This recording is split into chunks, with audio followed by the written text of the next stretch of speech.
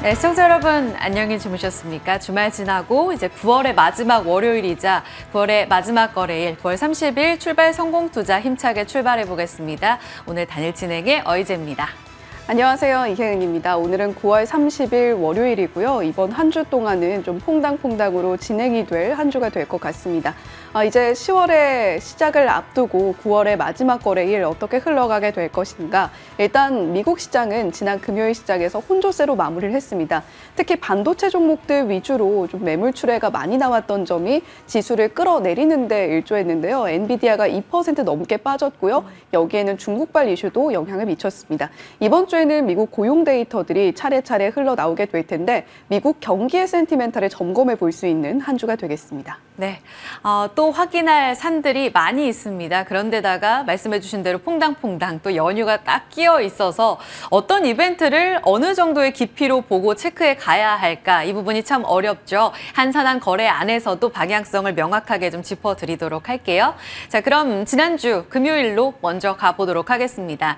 먼저 지난주 금요일장은 좀 많이 아쉬웠습니다. 목요일장까지의 랠리 흐름을 기억한다면 조금 더 힘내줬으면 하는 그런 아쉬움을 자아냈던 금요일인데요. 전강 후 약의 패턴을 그리면서 양시장이 한 11시, 12시 구간에 살짝 꺾여들어 내려가면서 막판에 저점까지 훅 밀리는 코스피는 고점 대비 저점이 그러니까 종가저가 저점이 됐고요. 거의 30포인트 넘게 차이가 나면서 옆에 차트도 함께 나오고 있는데 일중 그래프 보면 상당히 아쉬운 하루 흐름을 나타내면서 저점까지 밀려 내려가는 모습 확인했습니다. 딱 그 전날만 하더라도 미국과 중국이 함께 이끌어주면서 고점 랠리가 이어졌고 장 막판까지의 힘이 매우 좋았던 것을 감안한다면 이 부분이 많이 아쉽습니다. 코스피는 0.8%, 코스닥은 0.6%의 약세로 거래를 마쳤고요. 그래도 다행인 건 주간 성과라고 봐야 할까요?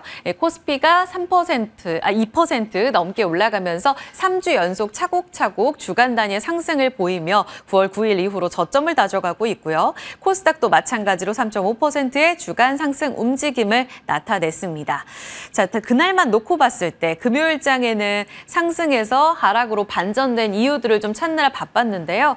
일단 초반부터의 분위기를 이끌고 갔던 건 현선물 매수의 연속성이었습니다. 오전만 하더라도 외국인들 현물, 선물 모두 다 매수로 출발을 했었고요. 3천억 원, 6천억 원 매수세가 유입이 됐습니다. 그 전날에 현선물 외국인들 2조 원의 큰 자금이 들어오면서 금요일까지 연속성이 이어질까? 이 부분이 핵심이었었는데 다행히도 이어졌죠. 하지만 현물 시장은 막판까지 이어지면서 3천억 원 가깝게 외국인들이 샀습니다. 그런데 선물 시장에서는 힘이 많이 빠지면서 11시 구간부터는 고꾸라지기 시작했고요. 매도 전환되면서 결국은 매도로 7거래일 만에 매도 전환되면서 아쉬운 마무리가 좀 나왔습니다. 그래도 하단을 지지했던 건 오전장 내내 중국 관련 종목들의 움직임이 좋았다는 건데요. 중국 부양 기대감이 지속됐습니다. 전전날에 있었던 통화정책, 지준율 인하와 함께 다음 날 발표된 재정정책과 관련된 확실히 시진핑 체제에서 이번에는 부양책을 그리고 부양을 하겠다는 의지를 명확하게 보여주게 되면서 그 연속성을 확인했던 섹터들이 많았습니다. 화학 계속해서 시장 이끌고 갔고요. 철강까지 물줄기 이어졌습니다. 해운, 화장품, 엔터 콘텐츠까지의 상승 움직임 고르게 좀 퍼졌습니다. 그런데 막판 들어서 왜 이렇게 부진했나? 일단 오전부터 반도체는 좀 숨고르게 들어가면서 SK 하이닉스 홀로 상승한 것, 반도체의 힘이 먼저 좀 빠지는 모습이었었고요. 삼성전자의 외국인 매도는 지속되고 있고 그 전날까지는 기관이 삼성전자를 가장 많이 사들였는데요. 기관마저 매도로 전환되면서 이날 삼성전자에 대해서는 양 매도가 이어졌습니다. 지금 보시면 기관을 꾸준히 좀 담아가는 모습이었었는데 매도 전환됐던 것, 여기에 외국인의 매도, 전체적으로 외국인의 매도 규모는 보시다시피 좀 줄어들고는 있지만 기관과 함께 팔면서 64,000원에 그쳤다는 점, 결국은 또 하락이구나 아쉬운 모습이었습니다. 하지만 외국인이 꾸준히 담고 있는 하이닉스는 홀로 독주 움직임을 나타내면서 3거래 연속적인 상승 움직임 나타냈고요. 183,800원까지 안착하는 모습 확인이 됐습니다. 반도체 안에서는 역시 하이닉스구나 이렇게 이야기가 나올 법했죠. 그리고 막판 변동성을 자아냈던 건 딱 이 한 포인트로 정리가 될 것 같습니다. 사실 니케이 지수가요, 막판까지 한 2%까지 넘게 상승하면서 매우 좋은 흐름을 나타냈습니다. 이날 일본의 자민당 총재 선거가 있었습니다. 이와 관련해서는 아베노믹스의 정책을 이끌어 갈 거다라는 기대감 속에 이 이시바 시게루 다른 후보 쪽으로 조금 더 힘이 쏠리면서 상승 랠리를 보여줬었거든요. 그런데 2차 투표 결과가 나오면서 잠시 후 좀 자세히 살펴보겠지만 엔고를 좋아하는 이 후보가 선출이 된 것이 악재로 영향을 미치면서 엔달러 환율 급락 움직임, 그 경계감이 우리 시장은 더 크게 반영되면서 하락 반전되는 모습이었습니다. 바로 이어서 좀 체크를 해보죠. 이 선거가 쏘아올린 엔고에 대한 경계감, 우리 시장을 얼마나 더 흔들 것인가 오늘장 반드시 체크해 보셔야 될 포인트가 되겠고요. 다시 한번 8월 5일, 9월 9일에 시장을 끌어내렸던 포인트가 엔캐리 트레이드 청산이라는 이슈를 감안해 봤을 때 만약 엔달러 환율이 여기에서 140엔을 다시 뚫고 내려갈 경우에는 변동성 커질 수 있다라는 측면을 보셔야겠습니다. 이날의 금융시장 현황은 이러했습니다. 말씀드린 대로 1차 결선 때 다카이치 후보가 아베노믹스를 계승하는 후보죠. 그래서 엔저 정책을 좀 더 이어갈 것이다. 그런데 이쪽으로 많은 사람들이 조금 더 베팅을 했던 모양입니다. 그래서 니케이 지수가 막판까지 고점을 뚫고 올라갔고 이때는 이 엔달러 환율이 급등을 했습니다. 엔화 약세죠. 146엔대까지 올라갔던 건데요. 그런데 2차 투표에서 뚜껑을 열고 보니까 이시바 시게루 후보가 당선이 됐고 이 후보는 엔고를 좋아하고 BOJ 정책과 관련해서는 굉장히 존중한다. 그래서 따라서 연말까지 추가적으로 인상 정책과 관련돼서 가능성을 열어두는 후보라고 알려져 있습니다. 그래서 146엔대에서 142엔대까지 추락하면서 장 마감하고 나서 주말 사이 내내 엔달러 환율은 급락하는 모습이 확인이 됐습니다. 니케이 지수도 정규장은 좋았지만 선물 기준으로는 3% 가깝게 급락했기 때문에 오늘 시장 하락은 불가피할 거다라는 내용들이 시장에서 많이 거론이 되고 있습니다. 이제 다음 달 10월 1일에 이시바 정권이 출범을 합니다. 아베노믹스는 그 전전 총리죠. 그리고 이제 기시다 총리가 있었는데 기시다 총리의 정책을 계승할 것으로 알려져 있는 이시바 정권. 여기에서는 말씀드린 대로 BOJ 정책 정상화를 주장하는 인물이다라는 게 핵심 특징이 되겠고요. 블룸버그 통신에서는 만약 이 총리가 당선이 될 경우에는 내수 회복, 재정 정책, BOJ 정책 정상화 이 세 가지 특징으로 시장을 이끌고 갈 거다라고 이야기를 하고 있습니다. 그래서 파이낸셜 타임즈에서는 당선된 이후에 일본 증시와 외환 시장의 변동성이 당분간 크게 좀 작용할 거다라는 전망을 내놓기도 했습니다. 골드만삭스 역시 명확한 세제와 관련된 정책 발표가 있기 전까지는 시장에서 단기 변동성이 크게 이어질 거다라는 전망을 내놓고 있습니다.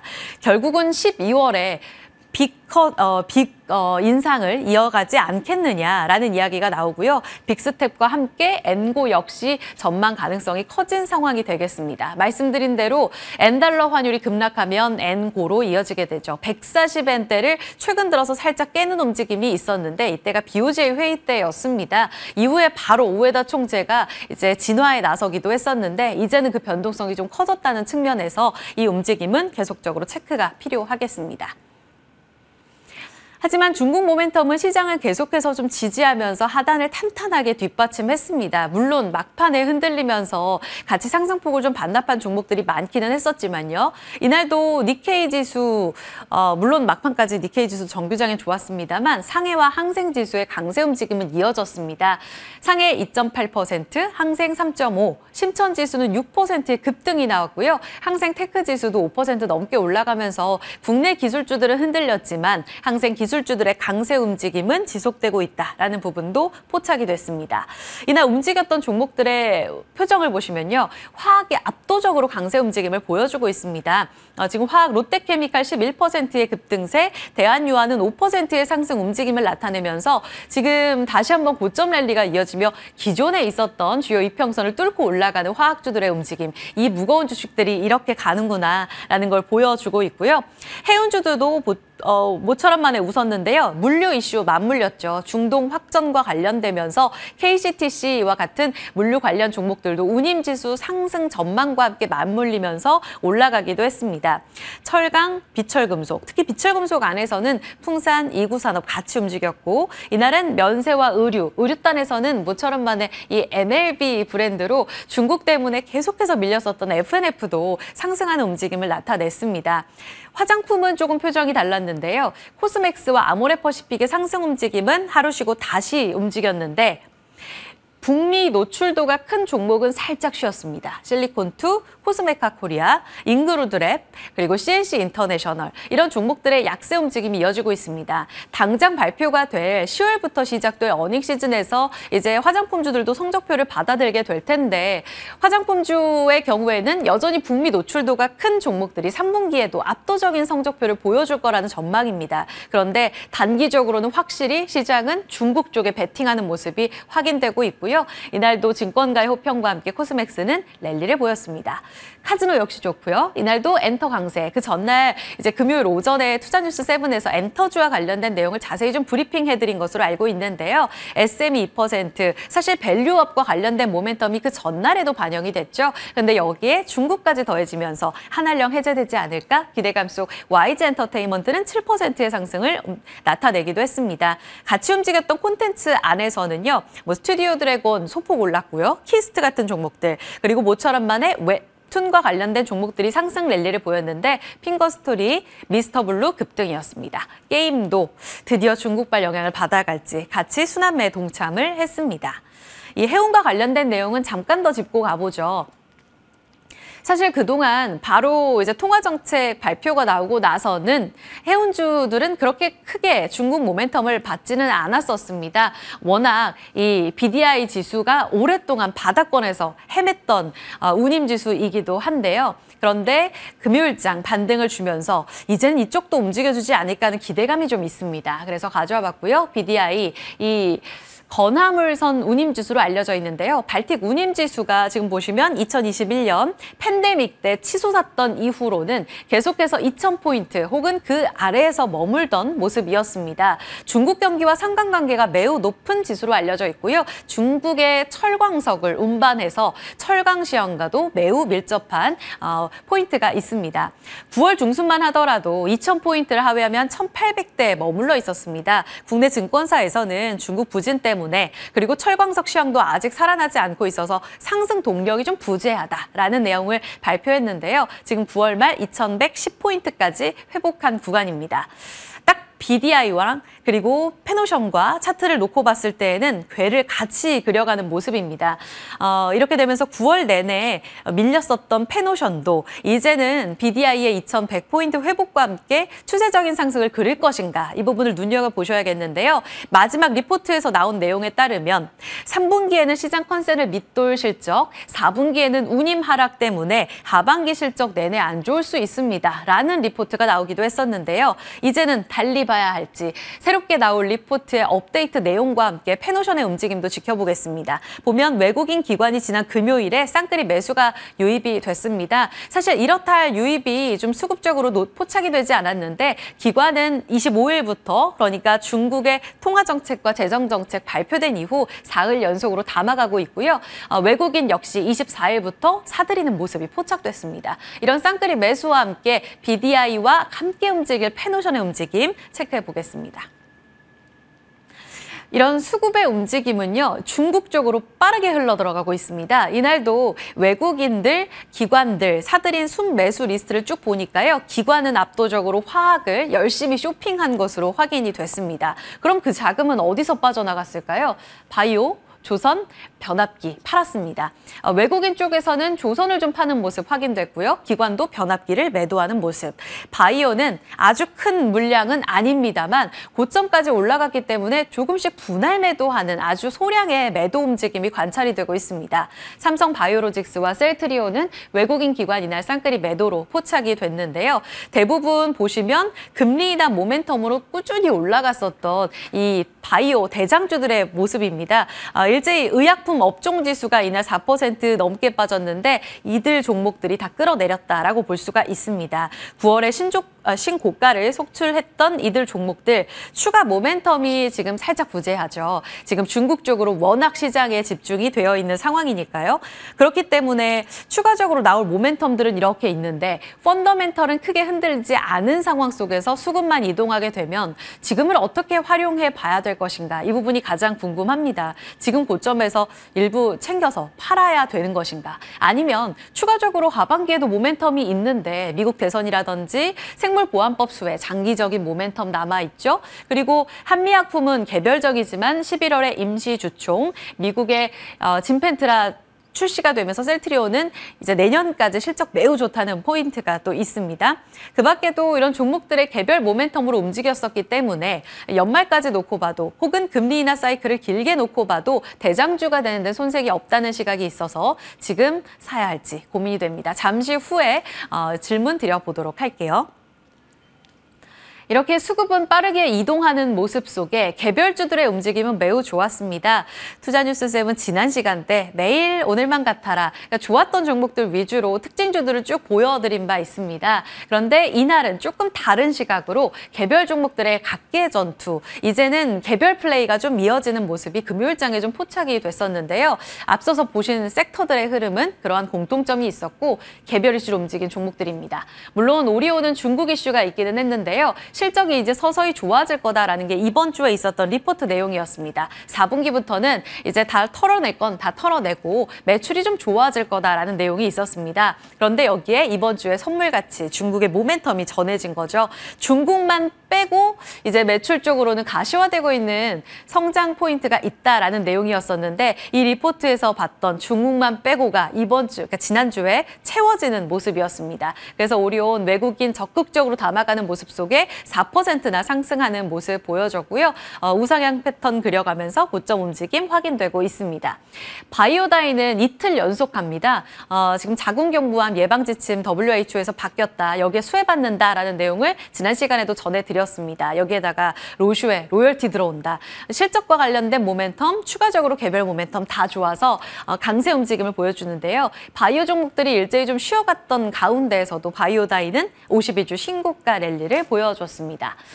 뉴프렉스는 메타 후광 효과가 하루 뒤에 더 강하게 나타나는 모습이었습니다. 이날 자이언트 스텝 같은 종목들은 상한가 랠리를 보여주면서 메타의 오라이언 관련된 내용들이 하루 늦게 반영되는 모습이었는데요. 뉴프렉스는 투뉴에서도 자세히 좀 살펴드렸던 종목 중에 하나이죠. 거래가 많지 않은 종목인데 이틀째 거래 강하게 동반되면서 옆 차트가 거래는 더 자세히 나오고 있네요. 바닥권 4,300원대에 머물렀던 종목인데 7,200원까지 올라가면서 이제 더블 기대감이 커지고 있습니다. 6거래 연속 상승했고 200일 선을 돌파하며 거래 동반하고 있습니다. 앞으로의 추세 상승은 어떤 표정을 그려갈지 기대해 봐야겠고요.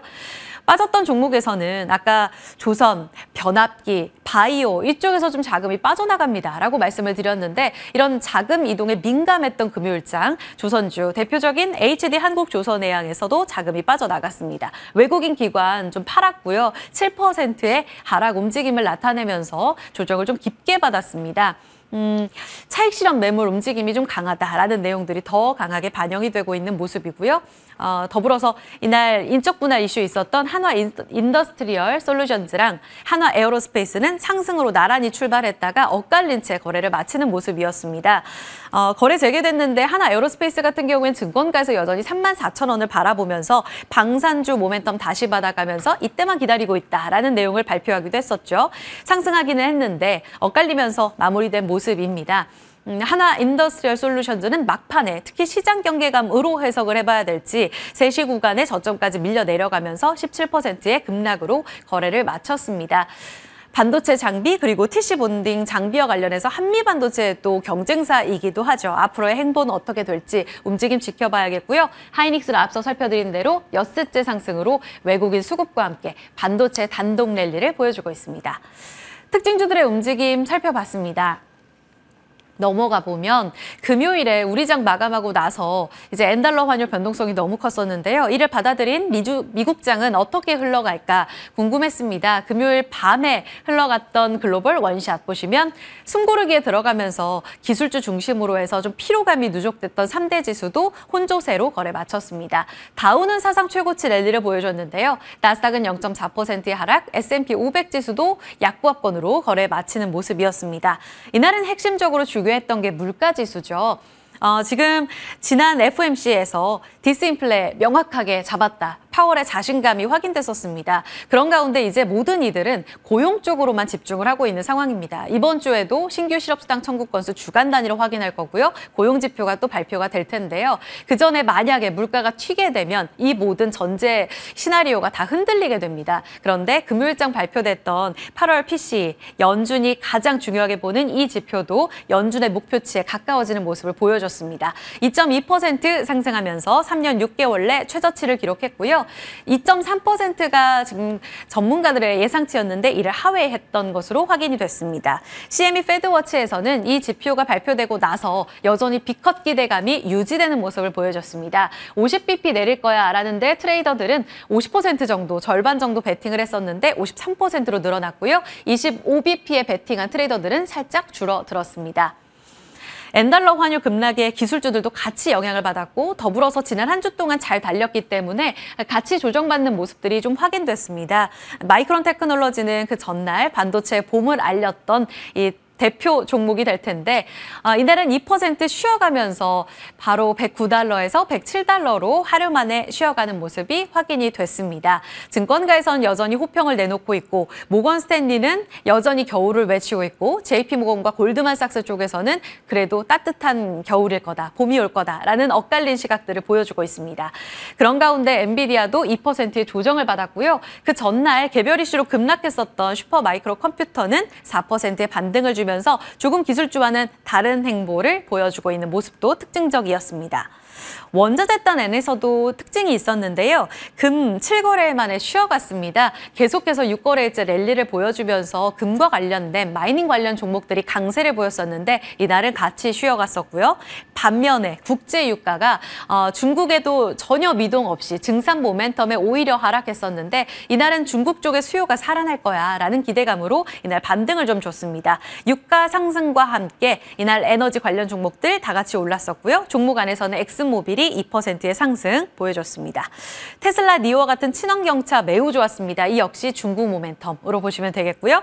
일라이릴리 같은 경우에는 이 덴마크의 노보노디스크에 대해서 판매가 좀 부진할 우려가 있다. JP모건 체이스에서 이런 리포트를 내놨습니다. 이 때문에 3.5%나 빠졌습니다. 같이 노보노디스크랑 조정을 받은 가운데 국내 관련 종목들 이제 위고비가 10월부터 국내 상륙을 하잖아요. 이 내용 궁금하실 텐데 잠시 후 혜은 앵커 자세히 살펴드리도록 하겠습니다. 히트맵은 간략하게 보겠습니다. 중국 소비주 올라가면서 룰루레몬 4.1%의 상승, 조금 더 명품 관련 종목들 비싼 쪽으로 소비가 좀 탄력적으로 이어질 거다라는 기대감 반영되고 있고요. 유럽 시장에서도 루이비통 모에 헤네시 3.7%, 몽클레어 11% 급등. 이거 비싼 패딩 브랜드인데요. 이쪽으로 좋았습니다. 그래서 유럽장도 스톡스 600 지수가 사상 최고치 경신하는 모습 확인되고 있습니다. 전기차 쪽으로는 테슬라의 강세, 리비안, 리오토, 니오, 샤오펑 다 좋은 흐름 보여줬는데요. 잠시 후 연결고리에서도 체크해 보도록 하겠습니다. 지금 중국 관련주의 움직임 좀 체크해 보도록 하죠. 지금 푸뉴에서도 연결고리에서 계속적으로 이 밸류체인을 체크해 드리고 있는데요. 이제 중국과 관련돼서 통화정책이 발표가 됐고 그 다음에 재정정책까지 발표가 되면서 소비 쿠폰 발행하죠. 중산층 쪽으로 소비를 자극할 만한 보조금 지급되죠. 이런 내용들이 4분기에 녹아들 것으로 예상되고 있습니다. 오늘 이제 PMI 지수도 발표가 되겠지만 중요한 건 2일부터 시작될 국경절입니다. 방한객이 굉장히 많을 거라고 하고요. 전 세계적으로도 많이 여행을 가겠죠. 이때 국경절 연휴 동안에 어느 정도의 소비가 살아나느냐 여부가 이번에 정책에 대한 기대감을 조금은 체크해 볼 수 있는 바로미터가 될 거다라고 시장에서는 평가하고 있습니다. 그래서 관련 종목들의 그 움직임들이 다 녹아나게 될 텐데요. 모멘텀을 안고 있는 중국 소비 쪽 그리고 엔터 화장품 이쪽으로 단기간 10월 초반에도 힘을 받아갈 가능성이 매우 높다라는 측면을 살펴보겠습니다. 보셔야 될 것 같습니다. 그리고 시클리컬 산업재 쪽으로는 재정정책, 인프라 확충과 관련된 모멘텀이 본격적으로 반영이 된다면 아주 느리지만 실적에 대한 회복 기대감 4분기부터는 반영될 수 있겠죠. 화학 내용 조금 더 자세히 체크해 보도록 하겠습니다. 우리도 전성기가 올까? 화학주들 중국몽과 함께 하겠다. KB증권의 리포트입니다. 오늘자로 오늘 오전에 발표가 된 내용인데요. 시진핑 체제의 아젠다 중 하나죠. 중국몽. 중국인들의 원대한 위대한 꿈을 의미합니다. 이런 위대한 꿈과 함께 따라가겠다. 단기적으로 비중 확대 의견을 제시하고 있습니다. 사실 석유화학 섹터는요. 지금 차트에서 보시는 것처럼 중국의 주가지수와 상관관계가 아주 밀접하게 높습니다. 거의 같이 궤를 그리면서 커플링되는 모습을 보여주고 있는데요. 중국 선진국 소비와 이 관계가 높기 때문입니다. 석유화학 수요는 이제 글로벌 수요와도 굉장히 밀접한 연관성을 갖고 있어서 경기 사이클에 밀접하게 움직임이 나타나는데요. 그 때문에 지금 사실 미국만 좋고 미국을 제외하고는 다른 쪽은 많이 살아나지 못했습니다. 그래서 화학 섹터들은 계속해서 롯데케미칼을 대표해서 지금 차트가 나오고 있는데 하락하는 움직임이 장기적으로 좀 포착이 됐었습니다. 만약 통화정책만 발표가 됐다면 화학주들을 끌어올리기엔 쉽지 않을 거라는 게 KB증권의 의견입니다. 그런데 이번에 발표됐던 이 재정정책과 관련해서 쿠폰 발표가 되면서 4분기에는 소비가 살아나고 그렇기 때문에 4분기 화학 수요도 살아날 가능성이 높다라는 내용을 보도하고 있습니다.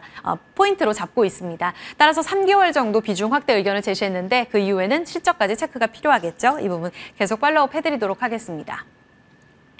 2차 전지는 좀 짧게 갈게요.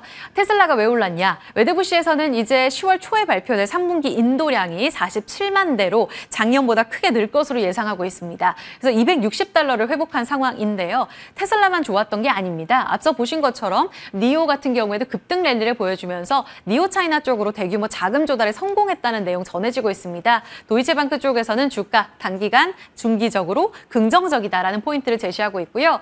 IB 쪽에서 샤오펑에 대해서도 매출 증가 본격적으로 나타나면서 신규로 이제 출시하게 될 전기차 라인업에 대해서 기대감을 갖자 TP를 올려잡는 모습이 확인됐습니다. 이날 샤오펑도 급등하는 움직임이 나타났는데요. 물론 주말 사이에 CATL 공장 화재 소식이 나타나면서 다소 좀 불안한 뉴스가 전해지기도 했지만 전체적으로 2차 전지를 자극할 만한 포인트는 좋습니다. 물론 중국 관련 2차 전지 종목들, 배터리 종목이 좋은 것이지 우리 쪽으로 물줄기가 얼마나 흘러 들어갈까는 조금 체크가 필요할 텐데 그래도 우리에겐 테슬라가 있지 않습니까? 이 투심이 같이 영향을 받고 있기 때문에 셀 양극재, 지난주에 막판을 흔들렸을 때에도 비교적 소재단으로는 견고한 모습을 나타냈기 때문에 움직임 기대해 보도록 하겠습니다. 추가적으로 뉴스만 체크해 보시면요. 폭스바겐은 3개월 만에 또 한 번 영업이익률과 순이익 하향 조정을 하는 모습을 보여줬습니다. 시장 환경이 많이 안 좋다. 이전에도 같은 재료가 있었는데요. 이번에 추가적으로 더 낮춘 거고요. 이 때문에 우리 쪽으로는 사실 자동차 전체적으로 놓고 봤을 때는 악재가 될 수는 있습니다. 독일의 제조업의 큰 부분을 차지하니까요. 하지만 우리 쪽으로는 이 때문에 현대차가 반사소외를 받을 수 있다라는 내용들 함께 전해주고 있고요. 특히 그 틈새 전략으로 하이브리드카와 관련된 포인트들이 업계선 많이 좀 꼬집고 있는 포인트이기 때문에 코리아 FT 세방전지 체크해 보도록 하죠. 개별적으로는 이제 이마트가 신세계건설의 최대 주주인데요. 자발적 상장 폐지에 나서면서 공개 매수 한 달 동안 들어갑니다. 이마트 신세계건설 막판에 신세계건설이 급등하는 모습이 금요일 날 포착되기도 했습니다. 이렇게 개별적인 포인트를 갖고 있는 종목들이 최근에 움직임이 좋기 때문에 이 부분도 체크해 보셔야겠습니다. 자, 일정은 쭉 그냥 캡처해 두고 체크만 해보시면 되겠고요. 10월에는 이벤트가 이렇게나 많습니다. 이번 주는 계속 연휴와 맞물려 있어서 핵심적으로는 테슬라 이슈와 고용지표 체크해 보시면 되겠고요. 10월 이벤트는 중요한 내용들이 많아서 이 부분에 계속 체크해 드리도록 하죠.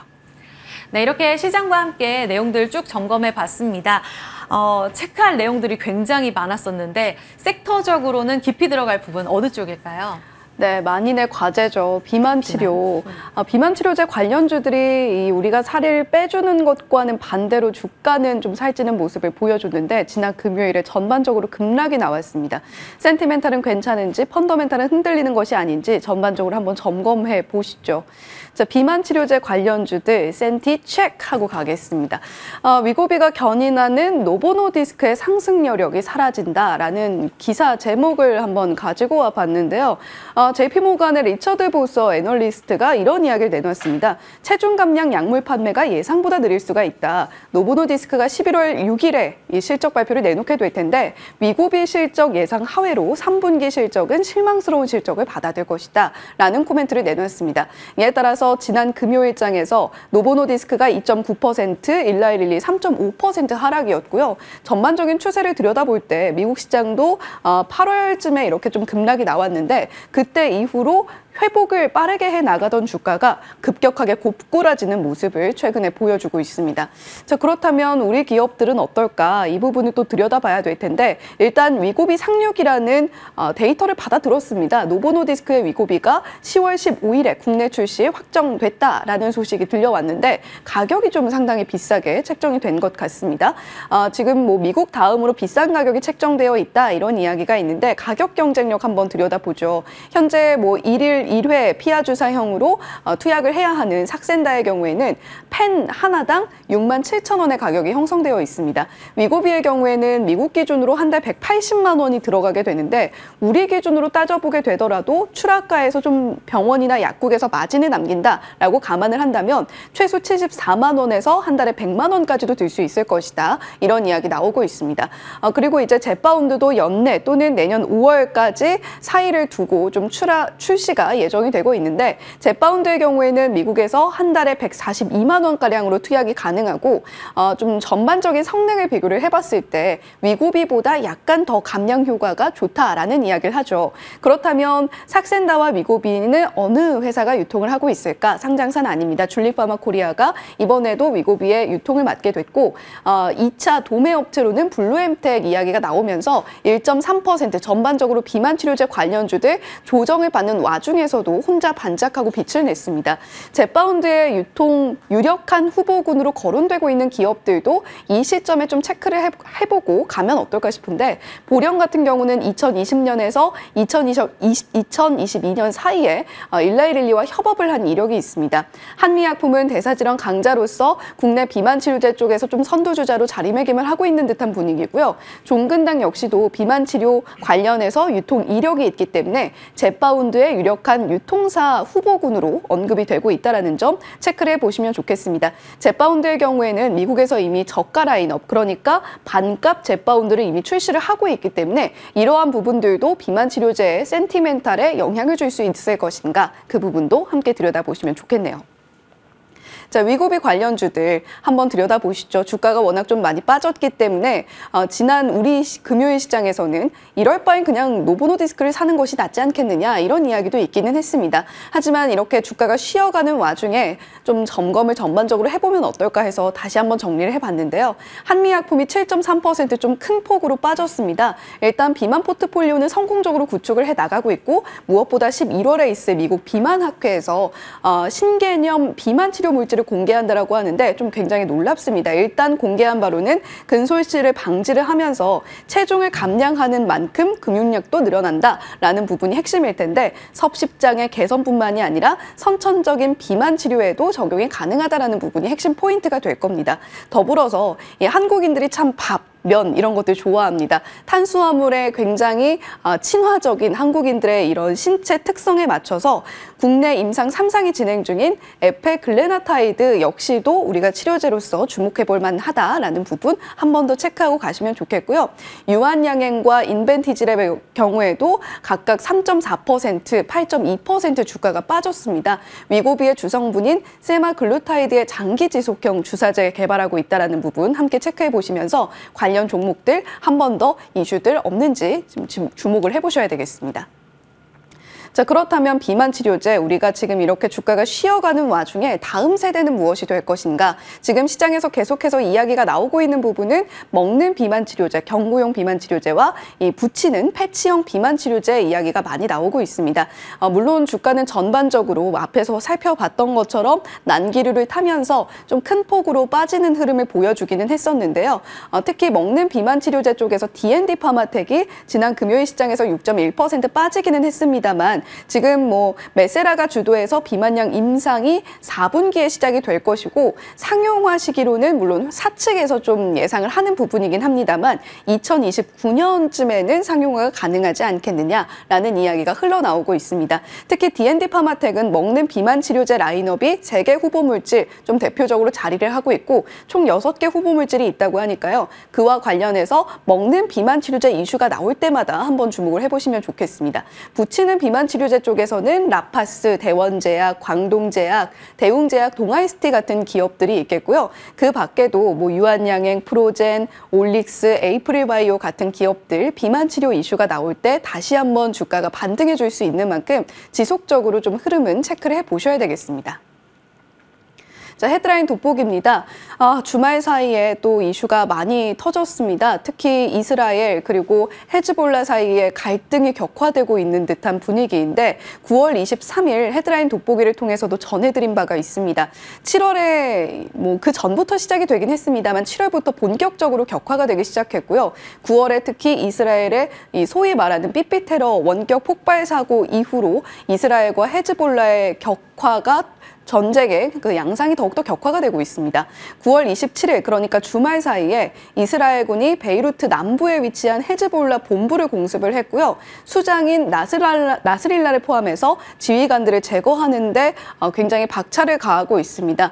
그리고 그와 함께 지금 뭐 수장으로 차기 수장으로 이야기가 되고 있는 사람들이 차례차례로 이스라엘이 계속해서 제거를 하고 있기 때문에 이러한 부분들도 추이를 지속적으로 지켜보셔야 되겠고요. 물론 미국도 급격하게 진화에 나섰습니다.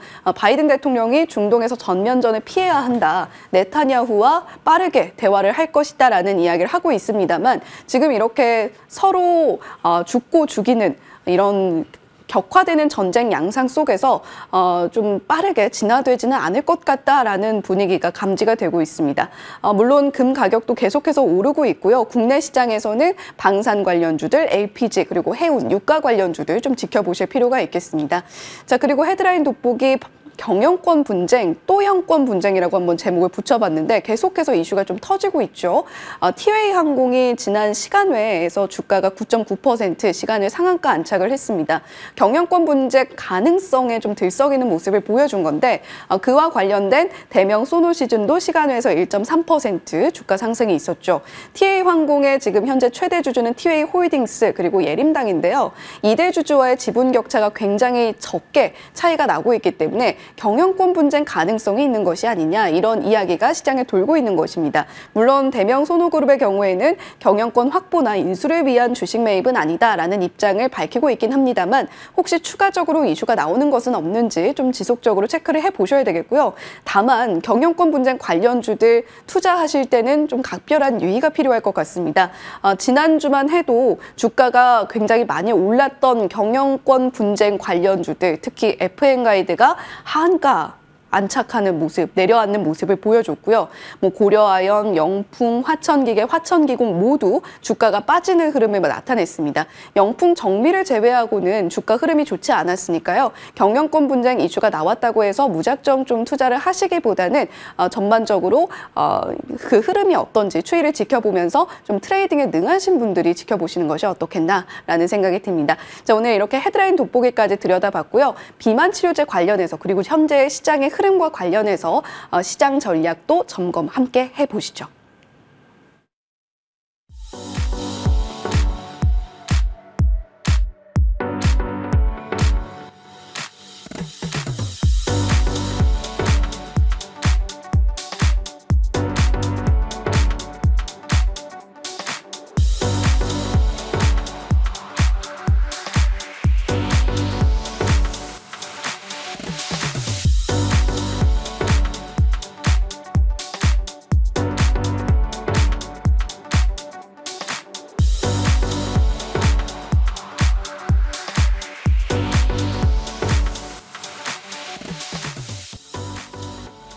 네, 이번 주 좀 쉬어가는 날이 많은 한 주가 될 텐데 이번 주의 전반적인 전략 어떻게 점검해 볼지 글로원 파트너스 이성웅 이사님과 이야기 나눠보겠습니다. 이사님 어서 오세요. 네, 안녕하세요.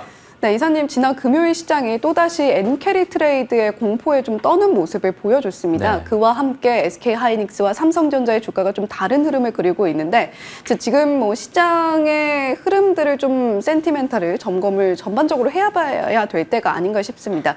이 엔캐리 트레이드가 우리 시장 어느 정도나 압박을 하게 될 것인가 그 부분이 궁금한데요. 우리가 뭐 매크로에 주목되는 시장입니다. 왜냐하면 통화정책 같은 경우가 각 국가에서 변화되기 시작을 했고 미국의 금리 인하기, 그다음에 대선이라는 변수, 이 부분이 매크로에 영향을 미치는 시장임을 말씀을 드리고요.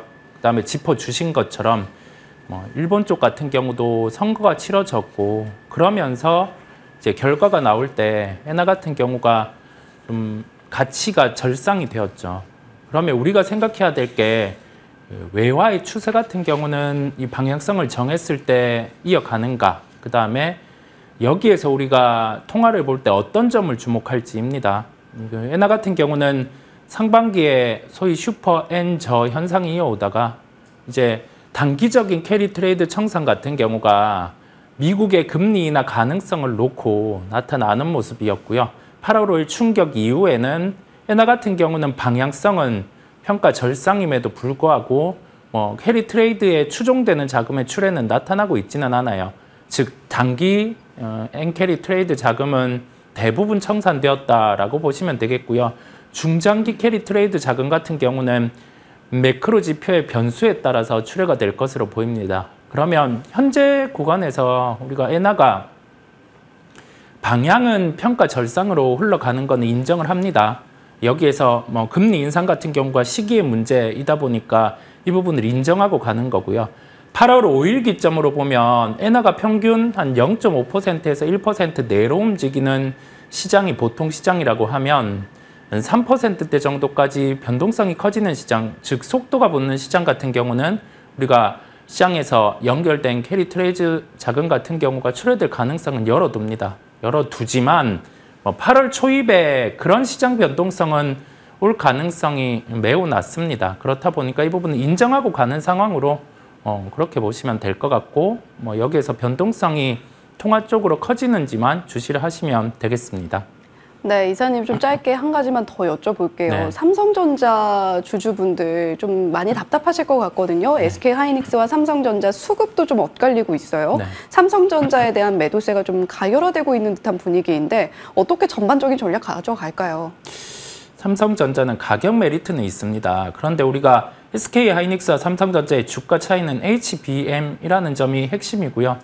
여기에서 삼성전자 같은 경우가 그러면 지금 가지고 있는 실적의 내재 가치를 반영한 주가인 8만 원 정도로 회복하기 위해서 필요한 건 HBM3 12단의 퀄 테스트 통과입니다. 그러면 반등이 빠르게 나타나겠고요. 그렇지 않으면 지금 주가 수준에서 좀 PBR 1.05배 수준에서 1.1배 이상 이렇게 올라오는 그런 반등 정도로 열어둘 수가 있거든요. 핵심은 가격 메리트는 있으나 HBM3 12단의 퀄 테스트 통과를 확인해야 된다라는 점을 말씀을 드립니다.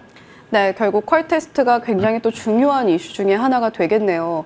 자, 이어서 좀 비만 치료제 관련한 센티멘탈과 펀더멘탈 점검이 필요할 것 같습니다. 지난 금요일 시장에서는 위고비가 국내 상륙한다는 이슈와 함께 주가는 흔들리는 모습 보여줬는데 꽤나 낙폭이 또 컸어요. 네. 전반적으로 지금 분위기가 어떤가 짚어보겠고 그리고 비만 치료제 관련해서 투자하는 것들 지금이 오히려 기회라고 생각을 해봐도 될까요?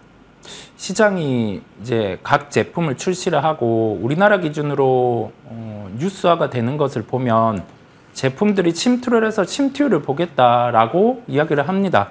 근데 비만 치료제 같은 경우는 시작은 재작년부터 시작이 되었고 작년이 본격적으로 시장 침투가 나타났고 올해 같은 경우는 성장기는 여전합니다. 그런데 분기 실적을 이제 바라보는 거죠. 노보노디스크가 11월 6일 실적 발표 예정에 있는데 판매에 대해서 약간 정체 요인이 있다 보니까 주가는 이를 빌미로 좀 조정이 나타났고 일라이릴리 같은 경우도 좀 동일한 상황입니다.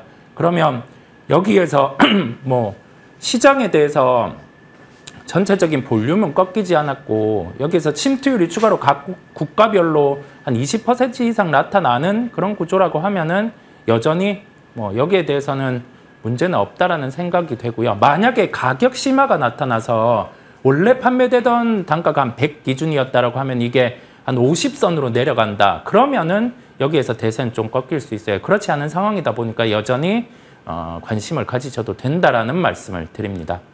네, 그래도 관심을 가져볼 만한 구간이다라는 이야기를 해주셨고요.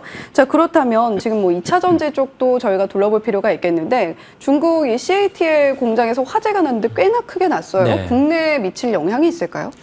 이게 만약에 뭐 발화가 외부 요인으로 나타나서 공장에 영향을 미쳤다라고 하면은 이 부분은 뭐 우리나라에도 큰 영향은 없고요. 네. 만약에 이게 자연 발화로 발생을 했다라고 하면 또다시 뭐 화재에 대한 부분이 부각이 될 수도 있어 보여요. 그런데 자연 발화의 가능성은 극히 희박하다라는 말씀을 드립니다. 뭐 2차 전지셀 그다음에 소재 쪽을 바라보던 긍정적인 시각은 유지를 하고 가고요.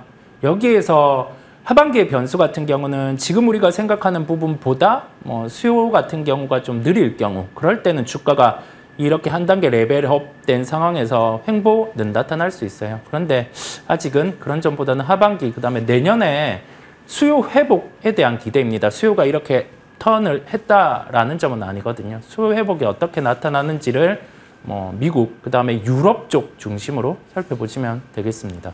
네, 일단 자연 발화의 가능성은 좀 낮기 때문에 국내 종목들이 이 이슈로 움직일 가능성은 좀 낮아 보인다라는 부분 이야기를 해주셨고 지금 뭐 테슬라도 이제 분기 인도량 발표를 앞두고 있잖아요. 네. 이 부분은 2차 전지 종목들의 호재로 작용할 수 있을까요?